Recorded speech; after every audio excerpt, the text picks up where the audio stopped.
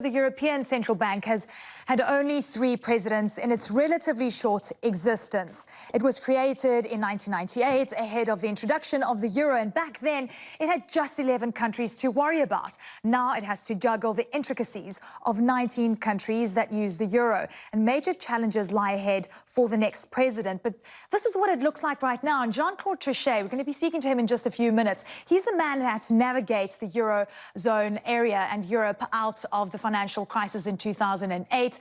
Mario Draghi is the man that always says he'll do what it takes. And the question is, what is Christine Lagarde going to be doing? Remember, she's viewed as a technocrat because of her leadership at the IMF. Now, growth is slowing in Europe, but most of the stimulus measures established after the financial crisis are still very much intact. And the ECB doesn't have many more tools left to use.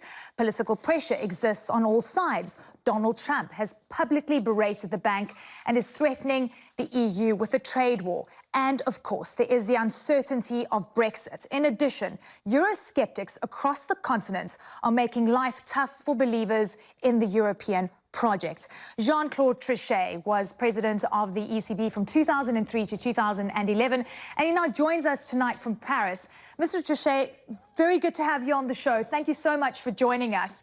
Is Madame Lagarde the right person to take on the ECB? Well, she's certainly qualified. If you look at what happened during the last 8 years, almost 8 years, she was managing director of the IMF, and she convinced the international community that she was doing a good job. I guess that it is the main reason why the Kanzlerin, because the Kanzlerin seems to have floated the name. The Kanzlerin considered that she could do the job. That is something which, of course, was considered decisive, taking into account, as you said, that she was not a central banker, and that she will have to embark on this new job, which is extremely demanding. But again, and this is the interesting her thing. Performance in the past seems to be good.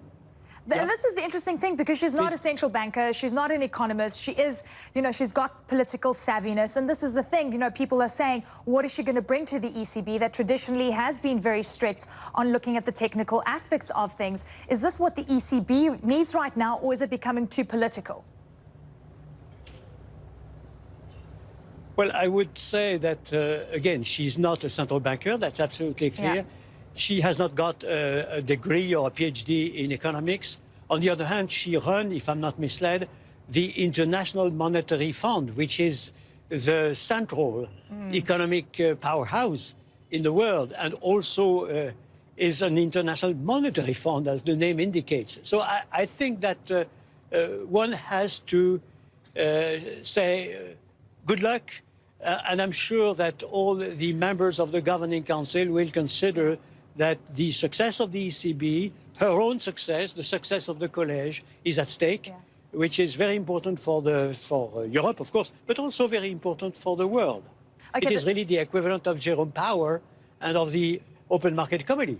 Okay, that's interesting. So let's get into Jerome Powell, since you mentioned this. And, we know that President Trump has been talking about Jerome Powell, even compared him to Mario Draghi, and he's saying that the US needs more stimulus. What is your stance on this when political leaders and, presidents of the United States are starting to publicly intervene, in a sense, in monetary policy? I think it's very bad, obviously. I think it's very bad because it destroys the credibility of the central bank. The central bank is there to ensure stability of the prices in particular, without inflation and without deflation in the long run, in the medium and long run.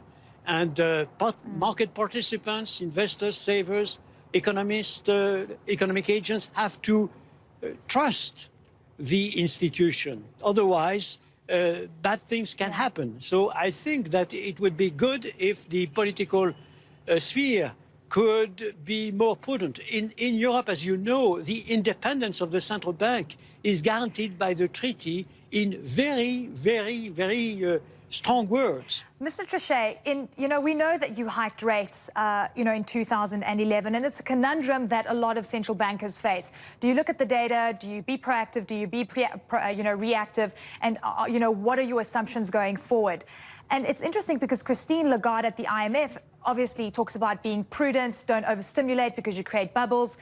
And it's such a difficult situation that the European Union is facing right now because it's perhaps addicted to stimulus, it's addicted to low interest rates. Looking at the situation at the moment, what would you do? And what should she do? Well, first of all, things changed. You would be very surprised, but when I left the ECB, inflation in Europe was 3%. Yeah. And the materialization of a deflationary risk was not at all in the cards. My main problem was to fight against the horrible crisis we had to cope with and to embark in very bold, non-conventional measures, including massive purchases of treasuries of the countries that were in difficulty. That was very bold, that was very criticized, but it was really the demand and the threats of the time. Now things are totally different. Clearly in Japan, in Europe, in the United States of America also, we have a level of inflation which is not normal, much too low. And that drives, of course, the central banks to be very accommodating in order to avoid the materialization of the deflationary risk. Yeah. That is something which is not normal. It's very abnormal. And it seems to me that it's both an economic and monetary problem on the one hand, and also a political problem on the other hand. Yeah. Because it's clear that the bargaining power of labor, union, organized labor, unorganized labor is very weak now. And that's the reason why wages and salaries are not augmenting as they used to do in the past. Okay, so now... Together with a number of other factors. Absolutely. Mr. Trichet, because I want to get in as much as possible, I have to ask you this. You know, the bond yields that we've seen coming through from Germany and France, and even in the United States, the 10-year bond yield, it's showing that perhaps we should be pricing in a recession. Isn't there a concern that central banks are just using too many of their tools now, that they won't have anything left to use if drama does happen? Is that one of the biggest challenges that Christine Lagarde will face? Yes, it is. Again, it's an issue that all central bankers have to face, and Christine Lagarde will have to face that. You're absolutely right. We have two threats. One threat, which might come first in the United States of America, it's not for tomorrow, but maybe the day after tomorrow, the start of the recessionary episode in the cycle. And of course, that calls for a very active I would say, decisions by the central bank and by the governments also. That's one. And then you might also have unexpected crises, I would say not as grave as what we had in 2007, 2008, but nevertheless a big crisis. In all cases, you have to be very, very active, of course, to react by unconventional or conventional tools. You're right when you say that the tools are very limited now, very limited in Japan, very limited in Europe, very limited also in the United States of America, to the extent that five points are considered the appropriate room for maneuver to decrease rates when you are fighting against a recession. And we are far from that, and maybe we would be even with a much meager room for maneuvering.